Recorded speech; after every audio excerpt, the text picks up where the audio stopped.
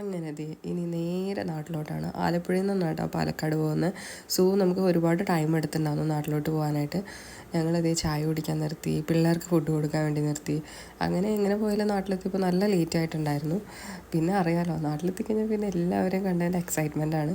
പിള്ളേർക്കും ആകെ വണ്ടറായി. ആദ്യമൊന്നും ആരുടെ പോയിട്ടുണ്ടായിരുന്നില്ല. പിന്നെ അറിയാലോ, എല്ലാവരും കളിപ്പിച്ചുകൊണ്ട് പിന്നെ ഓക്കെ ആയി. ഇങ്ങനെ പിള്ളേരും കിടത്തി ഉറക്കി, നമ്മൾ ഉറങ്ങി. രാവിലെ ആയതുപോലും അറിഞ്ഞില്ല കേട്ടോ. ഞാനൊരു 7 മണിക്ക് എണീറ്റിട്ടുണ്ടാവും. പറമ്പിൽ കൂടെ നടക്കാൻ എന്ത് രസമാണ്, ഈ കിളികളുടെ സൗണ്ടൊക്കെ കേട്ടിട്ട്, പിന്നെ ഈ പച്ചപ്പൊക്കെ കണ്ടിട്ട്. ബേബീസ് എണീറ്റ് കഴിഞ്ഞാൽ ഈ പണിയൊന്നും നടക്കത്തില്ല കേട്ടോ. കാരണം അവരുടെ ഒപ്പം ഒരു ഓട്ടമായിരിക്കും. റെയിൻകുട്ടിയാണെങ്കിൽ ഇപ്പോൾ മുട്ടുകുത്താനും തുടങ്ങിയിട്ടുണ്ട്. അതുകൊണ്ട് എപ്പോഴും ഓട്ടത്തിൽ തന്നെയാണ്. അവൾ പിടിച്ചിരുത്തന്നെ വേണം. പിന്നെ ഒരാൾ നോക്കിക്കൊണ്ടിരിക്കുന്നേ വേണം, രണ്ടുപേരേനും.